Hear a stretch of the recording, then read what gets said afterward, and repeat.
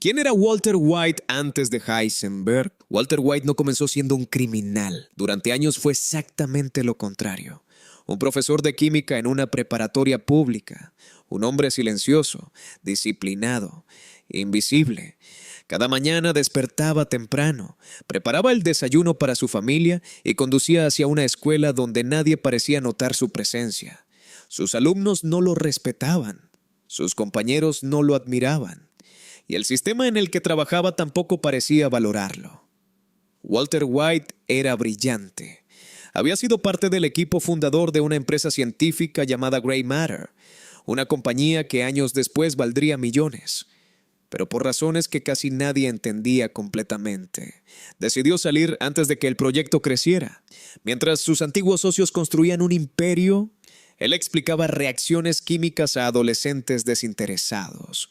La diferencia entre lo que pudo ser y lo que terminó siendo comenzó a crecer dentro de él. En casa la situación tampoco era sencilla. Su hijo tenía parálisis cerebral, su esposa estaba embarazada y las cuentas médicas aumentaban cada mes. Para sostener a su familia, Walter trabajaba en 2 empleos: profesor por la mañana, empleado en un autolavado por la tarde, lavando autos, mientras antiguos alumnos lo reconocían. Ese fue uno de los primeros momentos en los que algo empezó a romperse dentro de él. No era solo cansancio, era frustración acumulada durante años. Walter no sentía que el mundo hubiera sido injusto con él. Sentía algo peor. Sentía que había desperdiciado su propia vida. Durante décadas había seguido las reglas, había sido responsable, había sido paciente, había sido correcto. Y aún así, no tenía nada. Pero todo cambió el día que recibió un diagnóstico: cáncer de pulmón. En ese momento, Walter entendió algo que lo transformaría para siempre. No iba a morir como había vivido, invisible. Ese fue el inicio, no del criminal, sino de la decisión. Si quieres descubrir cómo Walter White dejó de ser invisible, suscríbete porque esta historia apenas comienza. Después del diagnóstico, Walter White no pensó en cambiar su vida. Pensó en cuánto tiempo le quedaba. Meses, tal vez un par de años. Lo suficiente para ver crecer a su hija, pero no lo suficiente para proteger a su familia después de su muerte. Por primera vez, comenzó a preguntarse algo que nunca antes había considerado.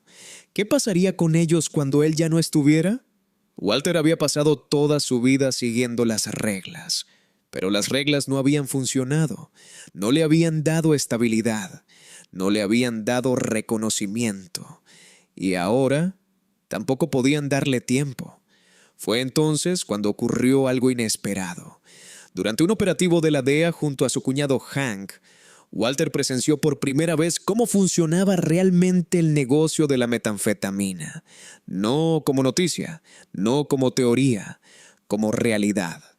Ese día vio algo más importante que el crimen. Vio una oportunidad. Mientras observaba la redada desde el vehículo, reconoció a alguien escapando por la ventana de la casa. Era un antiguo alumno suyo, Jesse Pinkman.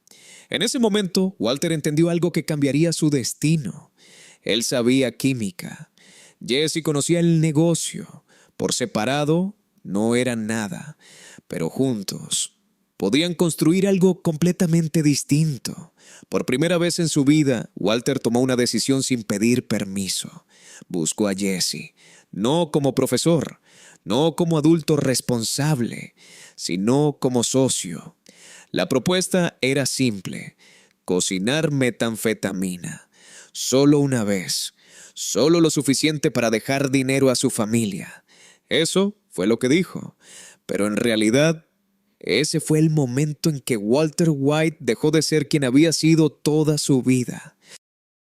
Walter White no tenía experiencia en el mundo criminal, no conocía las reglas, no conocía a los hombres, no conocía las consecuencias, pero conocía algo más importante: la química. Jesse Pinkman tenía contactos, tenía acceso, tenía calle. Lo que no tenía era precisión. Así que juntos hicieron lo único que podían hacer. Construyeron un laboratorio, no en una casa, no en un edificio, en una vieja casa rodante abandonada en medio del desierto.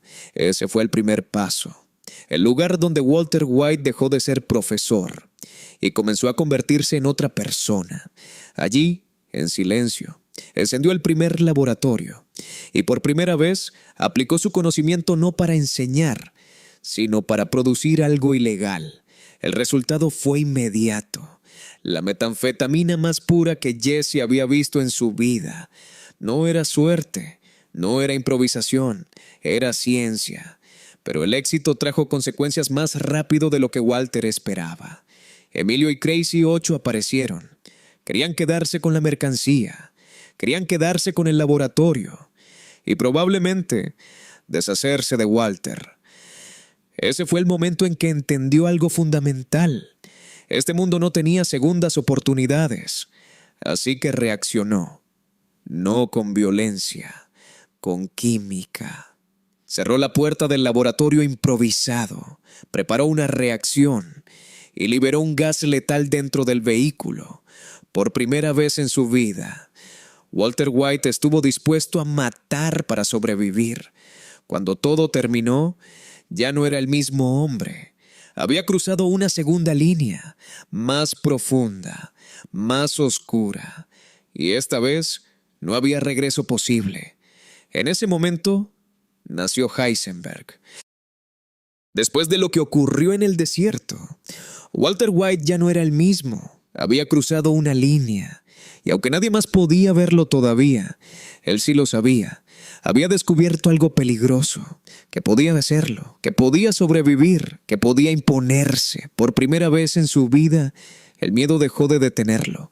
Pero Walter entendía algo importante. Si quería seguir avanzando en ese mundo, no podía hacerlo siendo quien siempre había sido. Así que empezó por lo más simple. Se miró al espejo y se afeitó la cabeza. No era solo el cáncer, era una decisión. Era una forma de decirse a sí mismo que el hombre que había sido hasta ese momento estaba desapareciendo y en su lugar estaba naciendo alguien nuevo, alguien que no pedía permiso, alguien que no dudaba, alguien que necesitaba un nombre, Heisenberg. Pero ese nombre todavía no significaba nada para nadie, hasta que apareció Tuco Salamanca, un distribuidor impredecible, violento, impulsivo. El tipo de hombre que resolvía todo con golpes o con sangre. Jesse intentó negociar con él. No salió bien. Tuco se quedó con la mercancía y también con el dinero. Era exactamente el tipo de situación que antes habría hecho retroceder a Walter, pero esta vez hizo algo distinto. Fue él mismo. Caminó directamente hasta el lugar donde estaba Tuco, solo, sin protección, sin experiencia, sin saber realmente qué iba a pasar. Cuando entró en esa habitación, nadie vio a un profesor, vieron a un desconocido. Y cuando le preguntaron su nombre, respondió por primera vez Heisenberg. Después dejó caer un pequeño cristal al suelo. No era droga, era fulminato de mercurio. La explosión sacudió las ventanas, las paredes temblaron, el aire cambió y también cambió la forma en la que todos en esa habitación empezaron a mirarlo. Por primera vez, Walter White no estaba reaccionando al peligro, lo estaba controlando. Ese fue el momento en que Heisenberg dejó de ser una idea y se convirtió en alguien real. Trabajar con Tuco Salamanca parecía una solución rápida al principio. Pagaba en efectivo, no hacía demasiadas preguntas y estaba dispuesto a mover cantidades que Walter nunca había imaginado posibles. Durante un momento, pareció suficiente, pero había algo en Tuco que no encajaba, no negociaba, no escuchaba, no calculaba, reaccionaba. Con él, todo podía cambiar en segundos. Una palabra equivocada, un gesto mal interpretado, una pausa demasiado larga. Jesse fue el primero en notarlo. Intentó mantener la calma, intentó seguir las reglas del trato, pero con Tuco no existían reglas, solo impulsos, solo decisiones repentinas, solo violencia. Walter todavía pensaba que podía controlar la situación, que su conocimiento lo protegía, que su producto lo hacía indispensable, hasta que ocurrió, sin advertencia, sin discusión, sin motivo real. Tuco golpeó a uno de sus propios hombres frente a ellos, una vez, luego otra y otra más, hasta que dejó de moverse. El silencio que quedó después fue más claro que cualquier amenaza. Nadie reaccionó, nadie preguntó, nadie habló. En ese instante, Walter entendió algo que no había querido aceptar desde el principio. Ese mundo no funcionaba con lógica, no funcionaba con acuerdos, no funcionaba con inteligencia, funcionaba con miedo. A partir de ese momento, trabajar con Tuco dejó de ser una oportunidad. Se convirtió en una cuenta regresiva, porque ya no se trataba de producir mejor metanfetamina, ni de ganar más dinero. Se trataba de sobrevivir el tiempo suficiente para salir con vida. Y por primera vez desde que había empezado todo, Walter White entendió que Heisenberg no estaba entrando en un negocio, estaba entrando en una guerra. Después de lo ocurrido con Tuco, Walter entendió algo importante. Sobrevivir no era suficiente. Si quería seguir avanzando en ese mundo, necesitaba algo más. Protección, no química, no dinero. Protección. Porque en ese negocio, el mayor riesgo no era producir, era no tener quien respondiera cuando algo saliera mal. Hasta ese momento, Walter había improvisado cada paso, cada decisión, cada movimiento. Había tenido suerte, pero la suerte no era un plan, y en ese mundo, quedarse sin plan significaba desaparecer. Fue entonces cuando apareció un nombre, Saul Goodman, un abogado distinto a cualquier otro. No defendía inocentes, defendía clientes útiles, clientes que necesitaban soluciones rápidas, clientes que no podían acudir a la ley. Cuando Jesse lo mencionó por primera vez, parecía una solución menor. Un abogado para traficantes pequeños, para problemas pequeños, para situaciones urgentes. Pero Saúl entendía algo que Walter todavía estaba aprendiendo. En ese mundo, las conexiones valían más que la inteligencia, más que la violencia, más que el dinero. Porque las conexiones abrían puertas invisibles, puertas que protegían, puertas que ocultaban, puertas que convertían riesgos en oportunidades. Saúl no preguntó quién era Walter, preguntó qué necesitaba. Documentos falsos, contactos, distribuidores, intermediarios, personas capaces de resolver problemas antes de que se volvieran visibles. Por primera vez desde que todo había empezado, Walter dejó de reaccionar y empezó a planear. Empezó a entender que no bastaba con producir mejor que los demás. Había que moverse mejor que los demás. Saúl no era solo un abogado, era un puente, un intermediario, un facilitador. El tipo de hombre que conectaba mundos que normalmente no se tocaban. Y gracias a él, apareció otro nombre, uno mucho más peligroso. Gustavo Fring. Un empresario respetado, discreto, paciente, invisible para casi todos. En ese momento, Walter todavía no lo sabía, pero acababa de cruzar otra línea, porque conocer a Saul Goodman no solo lo protegía, lo acercaba al verdadero poder. Cuando Walter conoció a Gustavo Fring, no vio a un criminal, vio a un empresario, educado, silencioso, metódico, exactamente lo contrario de Tuco. No levantaba la voz, no amenazaba, no reaccionaba, observaba. Gus Fring no necesitaba imponerse, su control era invisible, y eso lo hacía más peligroso que cualquier otro enemigo que Walter hubiera conocido antes. Por primera vez desde que todo había empezado, alguien entendía el valor real de su producto. No lo trataba como un improvisado, lo trataba como un profesional. La propuesta era simple: 3 meses de trabajo, un laboratorio propio, equipamiento perfecto, distribución garantizada, sin persecuciones, sin caos, sin violencia innecesaria, solo química. Por primera vez, Walter no estaba huyendo, estaba entrando a una estructura, una organización, un sistema diseñado para funcionar sin errores. Cuando vio el laboratorio subterráneo por primera vez, entendió algo inmediatamente. Esto ya no era supervivencia, era industria. Y en ese momento, Heisenberg dejó de ser una identidad improvisada. Se convirtió en una profesión, pero lo que Walter todavía no entendía era que en el mundo de Gus Fring nadie trabajaba como socio, todos trabajaban como reemplazo.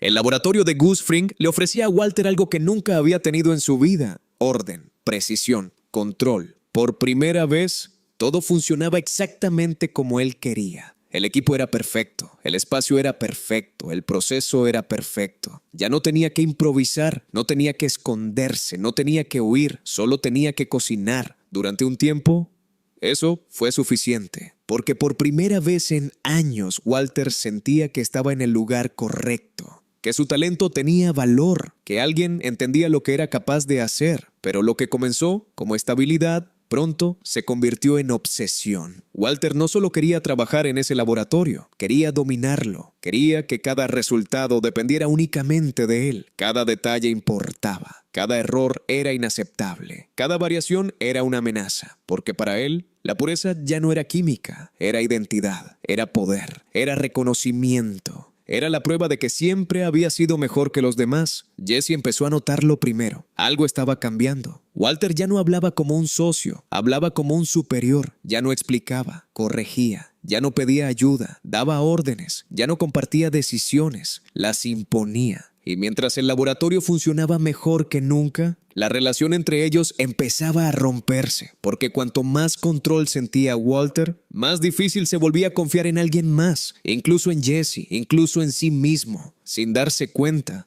Heisenberg ya no era una herramienta, ya no era una máscara. Se estaba convirtiendo en la única versión de sí mismo que Walter quería conservar. Y por primera vez, dejar de ser Heisenberg empezaba a parecer imposible. Durante mucho tiempo, Walter repitió la misma historia, que todo lo hacía por su familia, por su esposa, por sus hijos, por el futuro que dejaría cuando ya no estuviera. Era una explicación lógica, incluso convincente, y durante un tiempo también fue verdad, porque al principio todo empezó con miedo, miedo a morir, miedo a desaparecer sin dejar nada atrás, miedo a aceptar que su vida había pasado sin ser visto, pero poco a poco algo empezó a cambiar. El dinero dejó de ser urgente. El laboratorio empezó a funcionar. La distribución estaba asegurada y el riesgo dejó de ser una necesidad. Se convirtió en una elección. Skyler empezó a notarlo antes que nadie. Walter ya no hablaba como un hombre asustado. Ya no hablaba como alguien que intentaba proteger a su familia. Hablaba como alguien que estaba orgulloso de lo que había construido. Como alguien que por primera vez sentía que tenía control. Por primera vez. No intentó justificarse, no intentó esconderse, no intentó mentir. Solo dijo la verdad. No estaba en peligro. Él era el peligro, no era la víctima. Era el hombre al que otros temían, el hombre que llamaba a la puerta, el hombre que decidía quién seguía y quién desaparecía. En ese momento algo cambió definitivamente. Walter dejó de fingir que Heisenberg era una máscara. Dejó de actuar como si todo fuera temporal. Dejó de decir que lo hacía por su familia. Y empezó a aceptarlo como su verdadera identidad. Porque por primera vez en su vida no se sentía invisible. Se sentía respetado. Se sentía necesario. Se sentía poderoso. Y desde ese instante ya no había regreso posible. Hasta ese momento, Walter todavía tenía un límite. Ese límite tenía nombre: Gustavo Fring, un hombre silencioso, paciente, metódico, invisible para casi todos, excepto para quienes trabajaban para él. Gus no necesitaba levantar la voz, no necesitaba amenazas. Su control era absoluto porque su sistema era perfecto.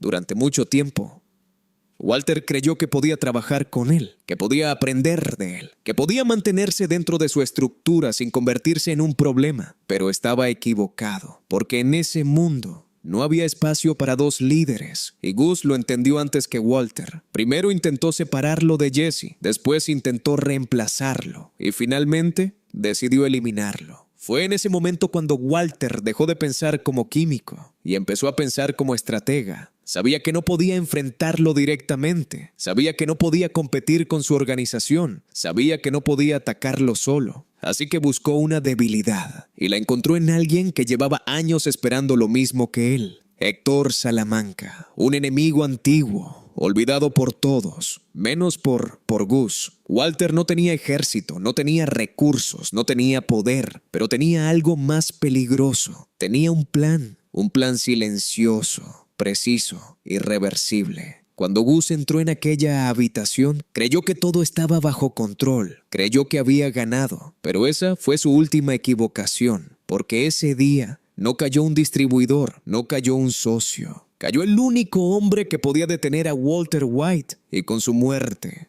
Heisenberg dejó de ser un jugador más, se convirtió en el hombre más peligroso del negocio. Con Gus Fring fuera del juego, ya no quedaba nadie por encima de Walter White. Por primera vez desde que todo había empezado, el laboratorio era suyo, la distribución era suya, las decisiones eran suyas. Ya no trabajaba para nadie, ahora todos trabajaban para él. Durante años había seguido órdenes, había pedido permiso, había esperado instrucciones, pero eso había terminado. Heisenberg ya no era una identidad secreta, era una posición, era una estructura, era un imperio. Jesse seguía a su lado, pero algo había cambiado entre ellos. Antes eran socios, ahora eran piezas dentro de un sistema mucho más grande.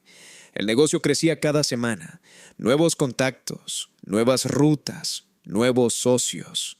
Entre ellos apareció un nombre inesperado, Todd, silencioso, obediente, eficiente. El tipo de persona que no hacía preguntas. Y eso lo hacía peligroso. Después llegó Lydia, una ejecutiva capaz de mover producto a la escala internacional. Precisa, fría, invisible. Exactamente el tipo de aliada que necesitaba un imperio en expansión. Por primera vez, Walter dejó de cocinar por necesidad. Ahora cocinaba por ambición, por reconocimiento, por control. Y cuando alguien intentó recordarle que ya era suficiente, Walter respondió con una sola frase: no estoy en el negocio del dinero, estoy en el negocio del imperio. En ese momento, Heisenberg dejó de crecer y empezó a desbordarse.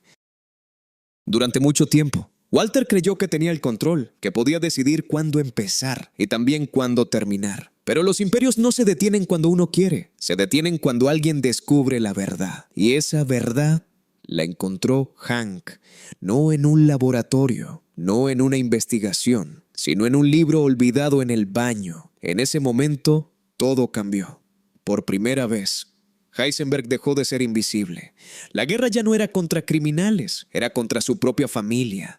Walter intentó negociar, intentó convencer, intentó salvar lo que todavía quedaba, pero ya era demasiado tarde, porque cuando Hank descubrió quién era realmente su cuñado, ya no podía mirar hacia otro lado. El enfrentamiento era inevitable, y el final también. En el desierto, todo terminó, no con una victoria, sino con una pérdida irreversible.